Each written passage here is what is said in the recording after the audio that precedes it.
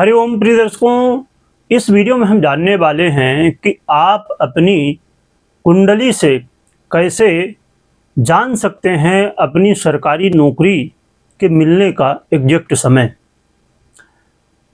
सरकारी नौकरी के लिए यदि आप सालों से प्रयास कर रहे हैं लगातार और बार बार कहीं ना कहीं कुछ न कुछ रीजन बनता है और सरकारी नौकरी नहीं मिल पाती। कभी आप एग्ज़ाम दे पाते हैं, कभी फिजिकल आप पास कर पाते हैं, कभी मेडिकल पास हो जाता है, यानी कि कई बार लगता है कि सब कुछ पास हो गया पर फिर भी आपको ज्वाइनिंग लेटर नहीं मिलता। या तो कभी मेडिकल में फेल हो गए, कभी फिजिकल में हो गए, कभी एग्ज़ाम में हो गए, कुछ न कुछ रीज़न हो जाता है। कुछ चीज़ें कर पाते हैं, कुछ चीज़ें फिर नहीं हो पाती, कभी हाइट का, कभी सीने का, अलग अलग प्रॉब्लम आ जाते हैं।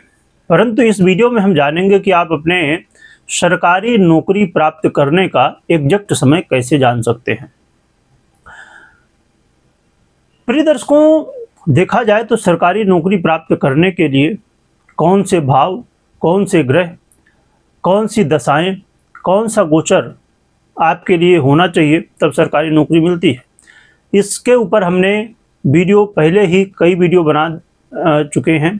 पूरी एक वीडियो है जिसमें आपको जानकारी मिले क्या क्या देखना चाहिए। फिर ग्रहों के बारे में, दशाओं के बारे, इस वीडियो में खासकर हम समझेंगे दशा के बारे में। कुंडली में दशा होती है अलग अलग ग्रहों की। दशा और गोचर ये दोनों निश्चित करते हैं कि आपको जो सरकारी नौकरी मिलनी है वो कब मिलेगी। तो इस वीडियो में हम जानेंगे दशा के बारे में कैसे आप जान सकते हैं, क्योंकि दशा कुंडली में बहुत इंपॉर्टेंट होती है समय जानने के लिए कि कब सरकारी नौकरी मिलेगी। कुंडली समाधान में आपका स्वागत है और हम इस चैनल में आपकी कुंडली से आपकी समस्या के समाधान तक जानकारी देते हैं, यानी आपकी हर समस्या का समाधान इस चैनल में मिलता है। यदि आपकी भी कोई समस्या है तो ज़रूर कमेंट करिए, तो उसके ऊपर हम वीडियो बनाएंगे।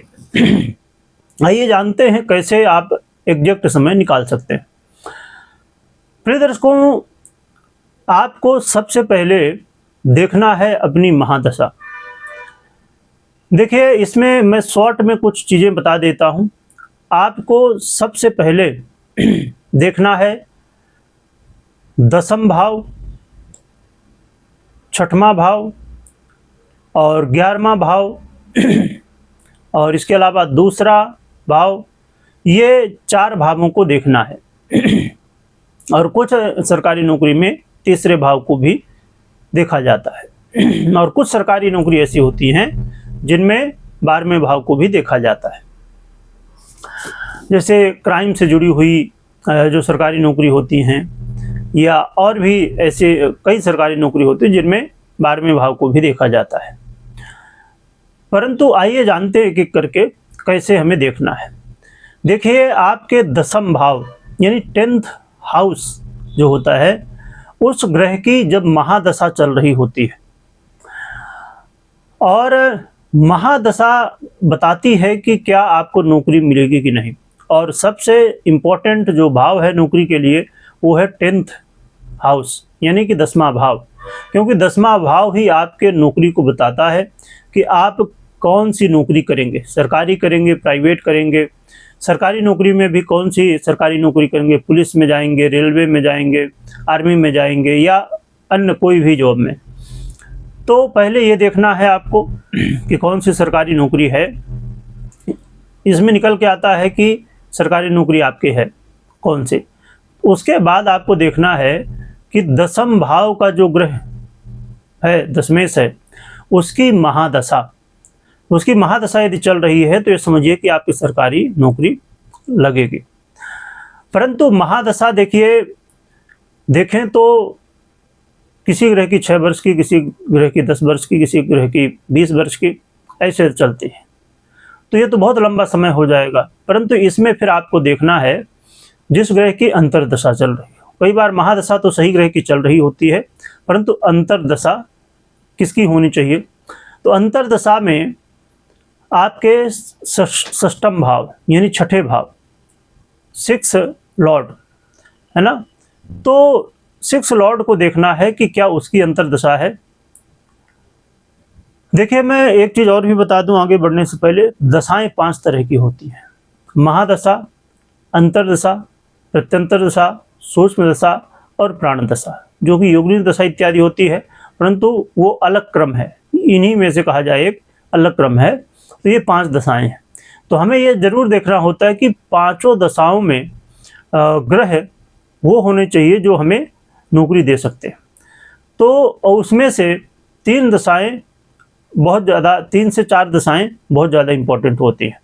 जो प्राण दशा होती है वो कुछ समय के लिए, महादशा कई वर्षों के लिए, अंतर्दशा जो होती है तो ये कहा जाए कि कई महीनों के लिए, और प्रत्यंतर दशा जो होती है तो कह सकते हैं कि 3 से लेके 12 महीने के अंदर। और फिर ये जो महादशा, अंतर, प्रत्यंतर और सूक्ष्म दशा और प्राण दशा कहें तो आप हफ्ते में ले सकते हैं, और जो प्राण दशा होती है वो कुछ घंटों की होती है, मतलब एक दिन में 24 घंटे में आप ले सकते हैं। यानी कि साल, महीना, हफ्ता और दिन और घंटे, इस तरह करके ये दशाओं को आप डिवाइड कर सकते हैं। ठीक है, तो अब हमने पहले समझा कि महादशा होनी चाहिए दशमेश की, दशम लॉर्ड की, 10th लॉर्ड की, और फिर अंतरदशा में 6वें भाव 6 लॉर्ड की, और फिर प्रत्यंतर दशा एकादश लॉर्ड 11वें भाव की जो ग्रह है, तो एकादश लॉर्ड की होनी चाहिए। तो यदि ये तीनों हैं, महादशा, अंतर्दशा और प्रत्यंतर दशा, ये तीनों यदि सटीक हैं, मतलब इन्हीं में से कौन से, दशम, षष्ठम और एकादश, यानी कि 10th लॉर्ड, 11th लॉर्ड और 6 लॉर्ड, ये तीनों यदि महादशा, अंतर्दशा, प्रत्यंतर दशा, ये जो भी ऊपर नीचे हों, तो यदि ये हैं, हो सकता है कि जैसे 11th लॉर्ड की महादशा चल रही हो, और फिर 6 लॉर्ड की अंतर्दशा चल रही हो, 10th लॉर्ड की प्रत्यंतर चल रही हो, तो भी इसमें आपके नौकरी के चांस बन जाते हैं।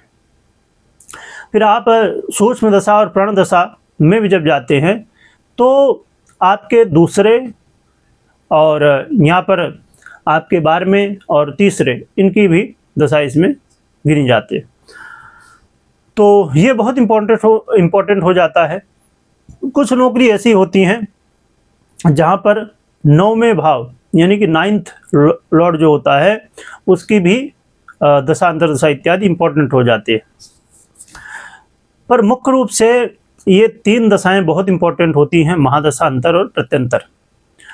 तो आपने समझा कि आप अपनी कुंडली से अपनी दशाओं को देख के जान सकते हैं कि आपको नौकरी का जो समय है वो कब आपको मिल पाएगी। मैं फिर से समराइज कर दूं कि कैसे आप जान सकते हैं। आप अपने 10th लॉर्ड की महादशा चल रही है, 6 लॉर्ड की अंतर्दशा चल रही है, और 11th लॉर्ड की प्रत्यंतर दशा चल रही है, और उसमें भी सूक्ष्म दशा यदि हम ले लें तो फिर हम 2nd लॉर्ड की ले सकते हैं, और फिर प्राण दशा ले लें तो हम 9th या 12th या 3rd जो है लॉर्ड उसकी ले सकते हैं। डिपेंड करता है नौकरी क्या है, पर मुख्य रूप से जो मैंने कहा, महादशा, अंतर और प्रत्यंतर, 10th लॉर्ड, 6 लॉर्ड और 11th लॉर्ड, ये तीनों बहुत इंपॉर्टेंट हो जाते हैं। क्यों हो जाते हैं ये भी समझ लीजिए। 10th लॉर्ड ये बताता है कि आपकी नौकरी लगेगी, किस क्षेत्र में लगेगी, सरकारी लगेगी कि नहीं लगेगी, और इस बीच में लगेगी। जो 6 लॉर्ड होता है वो ये बताता है प्रतियोगिता, जो एग्ज़ाम होते हैं आपके, चाहे वो फिजिकल हो, चाहे आपके मेडिकल हो, चाहे जितने भी, तो उसमें बहुत सारी चीज़ें छोटी छोटी यदि आप देखेंगे तो जितने एग्ज़ाम होते हैं, यानी प्रतियोगिता का भाव ये कहलाता है, ये कंपटीशन का भाव है। तो इसलिए कंपटीशन में परीक्षा निकालना भी जरूरी है। पहले तो 10th भाव से नौकरी आपकी निश्चित हुई, फिर 6th भाव, 6वें भाव से आपकी परीक्षा जो है तो क्लियर हो गई। फिर जो 11th लॉर्ड है वहाँ से जो 11वें भाव का ग्रह है उससे जो है तो सक्सेस और पैसा निश्चित होता है कि सरकारी पैसा आपको मिलेगा, सक्सेस मिलेगी। और जो सेकंड लॉर्ड है उससे निश्चित होता है कि आपको पैसा तो मिलेगा पर लॉन्ग टर्म के लिए। 11th लॉर्ड ब्यूरो इत्यादि में ये जो रिसर्च वर्क, गुप्त रिसर्च होते हैं और भी बहुत सारी चीज़ें, तो और जेल वगैरह को हैंडल करना, जो कैदी होते हैं उनको हैंडल करना, किसी भी चीज़ को बहुत ज़्यादा डिस्कस करना इत्यादि बहुत सारे। और जो थर्ड लॉर्ड होता है वो होता है पावर, निडरता, एनर्जी, तो ये सब। और जो 9th लॉर्ड होता है वो आपके भाग्य को दर्शाता है। तो इस तरह करके इन ग्रहों को, इन सभी आपके जो महादशाएं हैं उनसे आप निश्चित कर सकते हैं कि आपको नौकरी कब मिलेगी। तो मुझे लगता है कि आपको क्लियर हो गया होगा कि 10वें, 6वें और 11वें इनकी कम से कम महादशा, अंतर्दशा और प्रत्यंतर होना चाहिए। अब जल्द ही आपको वीडियो मिल जाएगी। एक इसमें और इम्पोर्टेंट होता है जो मैंने आपको पहले बताया, गोचर। आप अपनी दशाओं से और गोचर से, दोनों से टाइम निश्चित कर पाते हैं कि आपको एग्जैक्ट कब मिलेगी नौकरी। दशा बहुत इम्पोर्टेंट होती है, उसमें गोचर भी साथ देता है। तो जल्द ही मिलेगी, तो चैनल को जरूर सब्सक्राइब कर लीजिए, बेल आइकन को दबा लीजिए, जिससे आने वाली वीडियो और भी बहुत सारी वीडियो मिलेंगी। यदि आपका कोई क्वेश्चन है, आपकी कोई प्रॉब्लम है, आप किस सरकारी नौकरी की तैयारी कर रहे हैं, आप कमेंट कर सकते हैं, तो उसके ऊपर प्रॉपर वीडियो आगे चल के मिल जाएगी।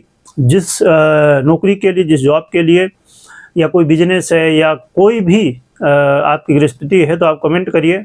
जिस नौकरी के लिए या जो प्रश्न सबसे ज़्यादा कमेंट किए जाएंगे उनके ऊपर पहले वीडियो आएगी। तो ज़रूर करिएगा।